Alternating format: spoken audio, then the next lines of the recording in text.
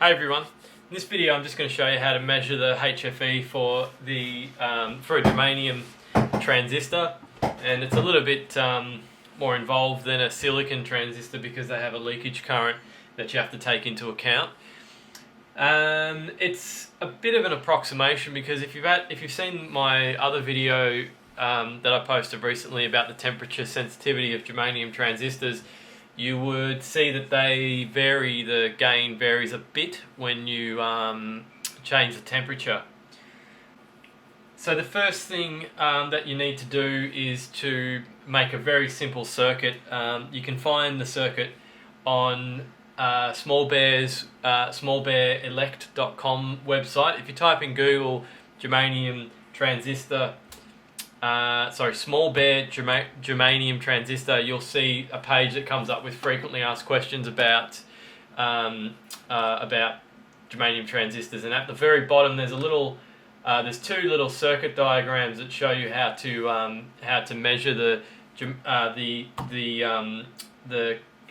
base current and the collector current.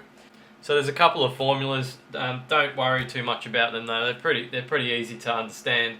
To work out the HFE, you need to have the collector current. This is also on Small Bear's website, and minus the leakage current, and you divide that by the base current.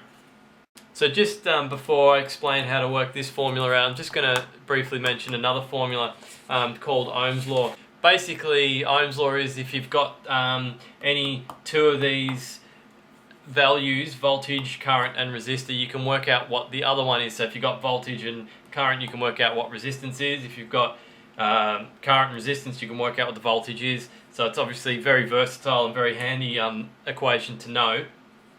Do a Google for more info on Ohm's Law, a bit more of an in-depth explanation. But basically, you know the voltage is going to be 9 volts because that's the voltage from the battery or the power pack. You can measure that if you want to get more accurate than 9 volts, but it should be around 9 volts. And you know that the base resistor is 1 meg. If you have a look on Small Bear's schematic, you'll see that it's a 1 meg resistor. So using those two, we can work out what the current will be, and I'll just work that out now. And it'll be 9 microamps, and to get that, you just divide 9 volts by 1,000,000, and you'll get a number with a whole bunch of zeros at the start, and you'll be in the microamps range. So we know what the base current will be, just to go back to this other equation. So that's easy enough to work out. That's going to be 9 microamps. So you just have to work out what the collector current and the leakage of the transistor is, and to work that out, basically just build the circuit that's on Small Bear's website, and you put in a switch that turns the 1 meg resistor on and off. When you turn the resistor on, you'll be measuring the gain of the transistor, and when you turn the 1 mega ohm resistor off, you'll be measuring the leakage through the transistor.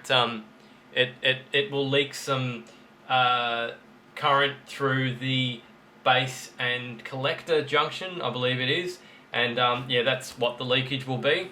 So for an example, I've actually made this on Vero because it's a bit more reliable than I find it's a bit more reliable than on a breadboard. I'm not a big fan of breadboards, to be honest, but you can put it on a breadboard. It'll work fine if you're good with that sort of stuff.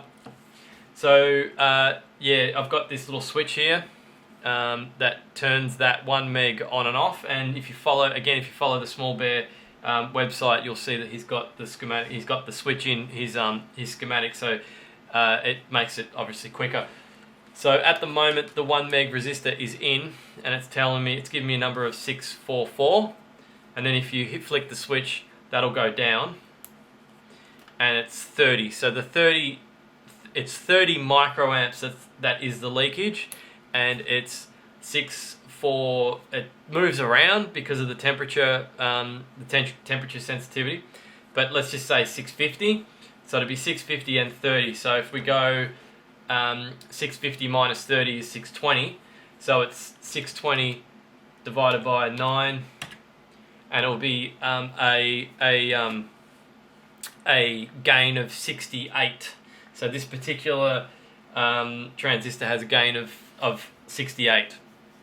I think what most people are saying, once you get over 300 microamps, you're looking at a transistor that leaks too much. So just make sure that it doesn't go over 300. Otherwise, the transistor is going to be too leaky for most applications anyway. So that's how to work out the gain. It's probably the most basic way that you can work out the gain. It's pretty simple once you get if you make a Vero thing and you can just test your germanium transistors. It's pretty quick and easy. It's probably a bit because of the temperature sensitivity. It's probably going to actually be a bit of an approximate. I wouldn't get too hung up on the values. Like if it's 1 HFE more than the other, or even 10 HFE. I still think it's probably okay to approximate. You really just want to get for some of these fuzz spaces, if they say they want 110 HFE, I reckon maybe like 100 or 120 would probably be okay. And if they want a lower gain one, then just something approximately around the gain that they're after. Not just like, you don't need 110 exactly, otherwise it's not going to sound right. Because of the temperature. I mean, it might change 5. The HFE might change in a value of 5 from a cold room to a hot room. So, I mean, I'm personally not getting too hung up on the HFE value. I don't think it matters too much. Just as long as you're in the ballpark. So that's how to measure them. It's small bears circuit. I mean, if you want to cut out a lot of this stuff, you can just buy one from Small Bear. In fact, I've done that in the past, and you pay a few extra dollars, but you don't have to worry about any of this hassle. So yeah, that's it. Just a visual and verbal explanation of how to do it. It's pretty straightforward. I've always sort of hesitated on measuring it myself, because once you start reading in-depth documents about how to do it, it can sort of freak you out a bit. But using that Small Bear circuit, it's pretty basic. Thanks for watching, and don't forget to subscribe.